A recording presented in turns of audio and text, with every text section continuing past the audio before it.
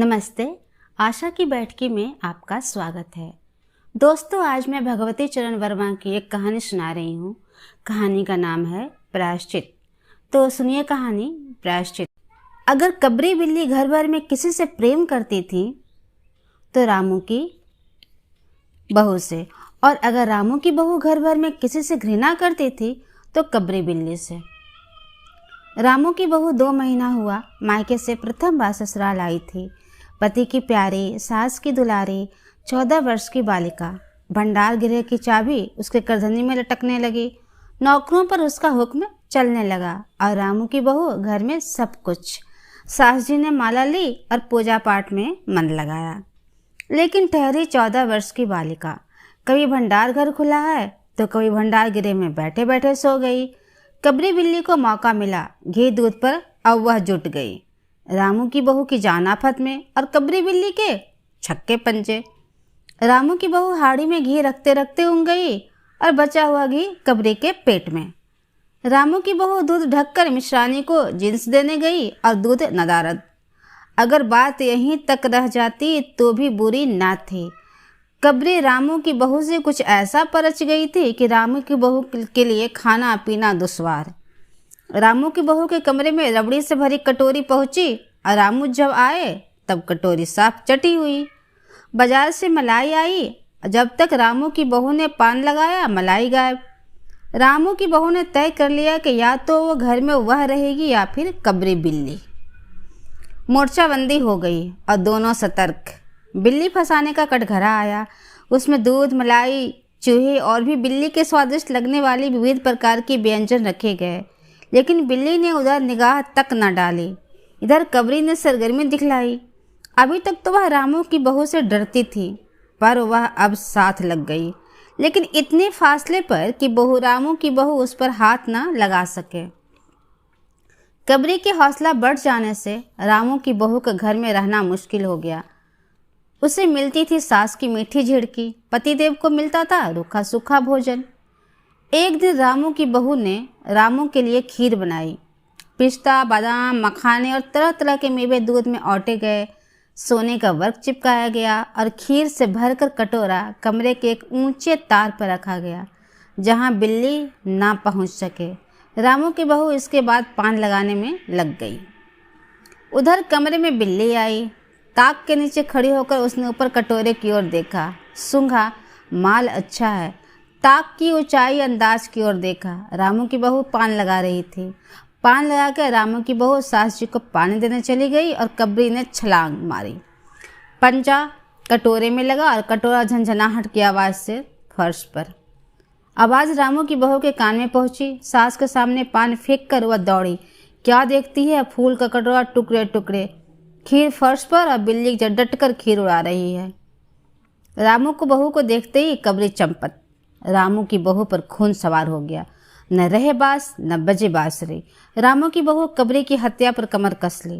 रात भर उसे नींद न आई। किस दाव से कबरी पर वार करे कि जाए कि वह जिंदा ना बचे, यही पड़े पड़े सोचती रही। सुबह सुबह हुई, वह देखती है कबरी देहरी पर बैठी बड़े प्रेम से उसे देख रही है। रामू की बहू ने कुछ सोचा, उसके बाद मुस्कुराते हुए वह उठी। कबरी रामू की बहू के उठते ही खिसक गई। रामू की बहू एक कटोरा दूध कमरे में दरवाजे की देहरी पर रखकर चली गई। हाथ में पाटा लेकर वह लौटी तो देखती है कबरी दूध पर जुटी हुई है। मौका हाथ में आ गया। सारा बल लगाकर पाटा उसने बिल्ली के सिर पर पटक दिया। कबरी न हिली, न डोली, न चीखी, न चिल्लाई, बस एकदम उलट गई। आवाज़ जो हुई, तुम्हारी झाड़ू छोड़कर, मिश्रानी रसोई छोड़कर और सास पूजा छोड़कर घटना स्थल पर उपस्थित हो गई। रामू की बहू सर झुकाए हुए अपराधी की भांति बातें सुन रही थी। महरी बोली, अरे रामू, बिल्ली तो मर गई। माँ जी, बिल्ली की हत्या बहू से हो गई, यह तो बुरा हुआ।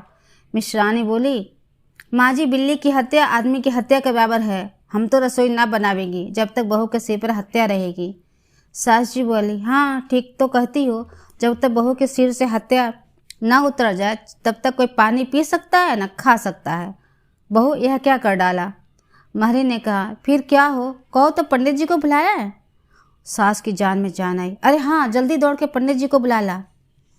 बिल्ली की हत्या की खबर बिजली की तरह पड़ोस में फैल गई। पड़ोस की औरतों का रामू के घर में तांता बंध गया। चारों तरफ से प्रश्नों की बौछार और रामू की बहू सिर झुकाए बैठी रही। पंडित परम सुख को जब यह खबर मिली उस समय वे पूजा कर रहे थे। खबर पाते ही वे उठ खड़े हुए। पंडितान से मुस्कुराते हुए बोले, भोजन न बनाना, लाला घासीराम की पतोहू ने बिल्ली मार डाली, प्रायश्चित होगा, पकवानों पर हाथ लगेगा। पंडित परम सुख चौबे छोटे से मोटे से आदमी थे। लंबाई 4 फुट 10 इंच और तोंद का घेरा 58 इंच। चेहरा गोल मटोल, मूछें बड़ी बड़ी, रंग गोरा, चोटी कमर तक पहुँचती हुई।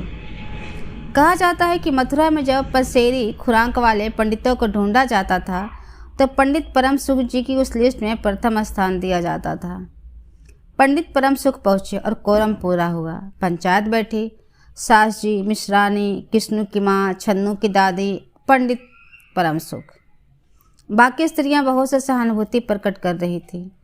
किस्नू की माँ ने कहा, पंडित जी, बिल्ली की हत्या करने से कौन नरक मिलता है? पंडित परम सुख ने पत्र देखते हुए कहा, बिल्ली की हत्या अकेले से तो नरक का नाम नहीं बतलाया जा सकता।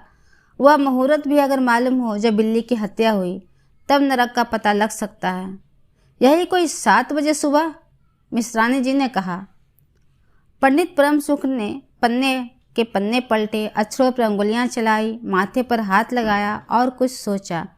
चेहरे पर धुंधलापन लाया, माथे पर बल पड़े, नाक कुछ सिकुड़ी और स्वर गंभीर हो गया। हरे कृष्ण, बड़ा बुरा हुआ। प्रातःकाल ब्रह्म मुहूर्त में बिल्ली की हत्या, घोर कुंभिपाक, नरक का विधान है। रामू की माँ, यह बड़ा बुरा हुआ। रामू की माँ की आंखों में आंसू आ गए। तो फिर पंडित जी, अब क्या होगा, आप ही बताएं। पंडित परम सुख मुस्कुराए। रामू की माँ, चिंता की कौन सी बात है? हम पुरोहित फिर कौन दिन के लिए हैं? शास्त्रों में प्रायश्चित का विधान है, सो प्रायश्चित से सब कुछ ठीक हो जाएगा। रामू की माँ ने कहा, पंडित जी, उसी के लिए तो आपको बुलवाया था। अब आगे बतलाओ कि क्या किया जाए। क्या किया जाए? यही एक सोने की बिल्ली बनाकर बहू से दान करवा दी जाए। जब तक बिल्ली ना दे दी जाएगी तब तक तो घर अपवित्र रहेगा। बिल्ली दान देने के बाद 21 दिन पाठ हो जाए। छन्नू की दादी, हाँ और क्या, पंडित जी तो ठीक ही कहते हैं। बिल्ली अभी दान दी जाए और पाठ फिर हो जाए। रामू की माँ ने कहा, तो पंडित जी, कितने तोले की बिल्ली बनवाई जाए? पंडित परम सुख मुस्कुराए। अपनी तोंद पर हाथ फेरते हुए उन्होंने कहा, बिल्ली कितने तोले की बनवाई जाए? अरे रामू की माँ, शास्त्रों में तो लिखा है कि बिल्ली के वजन भर सोने की बिल्ली बनवाई जाए। लेकिन अब कलयुग आ गया है, धर्म कर्म का नाश हो गया है, श्रद्धा रही नहीं। सो रामू की माँ, बिल्ली के तौल भर की बिल्ली तो क्या बनेगी, क्योंकि बिल्ली 20-21 सेज से कम की ना होगी। कम से कम 21 तोले की बिल्ली बनवा के दान करवा दो और आगे तो अपनी अपनी श्रद्धा। रामू की माँ ने आंखें फाड़कर पंडित परम सुख को देखा। अरे बाप रे, 21 तोला सोना! पंडित जी, यह तो बहुत हुआ। तोला भर की बिल्ली से काम न निकलेगा।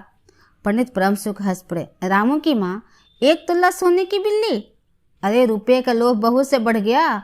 बहू के सिर बड़ा पाप है, इसमें कितना लोभ ठीक नहीं। मोल तोल शुरू हुआ और मामला 11 तोले की बिल्ली पर ठीक हो गया। इसके बाद पूजा पाठ की बात आई। पंडित परम सुख ने कहा, उसमें क्या मुश्किल है, हम लोग किस दिन के लिए हैं? रामू की माँ, मैं पाठ कर दिया करूँगा। पूजा की सामग्री आप हमारे घर पर भिजवा देना। पूजा का सामान कितना लगेगा? अरे कम से कम सामान हम पूजा कर देंगे। दान के लिए करीब 10 मन गेहूँ, 1 मन चावल, 1 मन दाल, मन भर तिल, 5 मन जौ, 5 मन चना, 4 पसेरी घी और मन भर नमक भी लगेगा। बस इतने से काम चल जाएगा। अरे बाप रे, इतना सामान! पंडित जी, इसमें तो 100-150 रुपये खर्च हो जाएंगे। रामू की माँ ने रुआसी होकर कहा, फिर इससे कम में तो काम ना चलेगा। बिल्ली की हत्या कितना बड़ा पाप है रामू की माँ। खर्च को देखते वक्त पहले बहू का पाप तो देख लो। यह तो प्रायश्चित है, कोई हंसी खेल थोड़े ही है। और जैसी जिसकी मर्यादा है प्रायश्चित में, वैसे लोग खर्च करना पड़ता है। आप लोग कोई ऐसे वैसे थोड़े हैं, और 100-150 रुपये आप लोग के हाथ का मैल है। पंडित परम सुख की बात से पंच प्रभावित हुए। किस्नू की माँ ने कहा, पंडित जी ठीक तो कहते हैं, बिल्ली की हत्या कोई ऐसा वैसा पाप नहीं, बड़े पाप के लिए बड़ा खर्च भी चाहिए। छन्नू की दादी ने कहा, और नहीं तो क्या, दान पुण्य से ही पाप कटते हैं, दान पुण्य में किफ़ायत ठीक नहीं। मिस रानी ने कहा, और फिर माँ जी आप लोग बड़े आदमी ठहरे, इतना खर्च कौन आप लोगों को करेगा। रामू की माँ ने अपने चारों ओर देखा, सभी पंच पंडित जी के साथ। पंडित जी परम सुख मुस्कुरा रहे थे। उन्होंने कहा, रामू की माँ, एक तरफ तो बहू के लिए कुंभी पाक नरक है और दूसरी तरफ तुम्हारे जिम्मे थोड़ा सा खर्च, सो उसमें मुंह ना मोड़ो। एक ठंडी सांस लेते हुए रामू की माँ ने कहा, अब तो जो नाचना चाहोगे नाचना ही पड़ेगा। पंडित परम सुख जरा बिगड़ कर बोले, रामू की माँ, यह तो खुशी की बात है, अगर तुम्हें यह खरता हो तो ना करो, मैं चला। उन्होंने कहकर पंडित जी ने पोथी पत्रा बटोरा। अरे पंडित जी, रामू की माँ को कुछ नहीं अखरता, बेचारी को कितना दुख है, बिगड़ो न मत। मिस रानी, छन्नू की दादी, किश्नू की माँ ने एक स्वर में कहा। रामू की माँ ने पंडित जी के पैर पकड़ लिए और पंडित जी ने अब जमकर आसन जमाया। और क्या हो, 21 दिन के पाठ के 21 रुपये और 21 दिन के दोनों वक्त 5 ब्राह्मणों को भोजन करवाना पड़ेगा। कुछ रुककर पंडित परम सुख ने कहा, सो इसकी चिंता ना करो, मैं अकेले दोनों समय का भोजन कर लूँगा और मेरे अकेले भोजन करने में 5 ब्राह्मणों का फल मिल जाएगा। यह तो पंडित जी ठीक कहते हैं, पंडित जी का टोन तो देखो। मिसाइनी ने मुस्कुराते हुए पंडित जी पर व्यंग किया। अच्छा तो प्रायश्चित का प्रबंध करवाओ। रामू की माँ, 11 तोला सोना निकालो, मैं उसकी बिल्ली बनवा लाऊं, 2 घंटे में बनवा कर लौटूंगा, तब तक पूजा का सब प्रबंध कर रखना। और देखो, पूजा के लिए पंडित जी की बात अभी ख़त्म भी नहीं हुई थी कि महरी हाँफती हुई कमरे में घुस आई। सब लोग चौंक उठे। रामू की माँ ने घबरा कर कहा, अरे क्या हुआ री? महरी ने लड़खड़ाते स्वर में कहा, माँ जी, बिल्ली तो उठकर भाग गई। इतिश्री। कहानी पसंद आने पर कृपया लाइक करें, शेयर करें, कमेंट करें और सब्सक्राइब करना ना भूलें। धन्यवाद।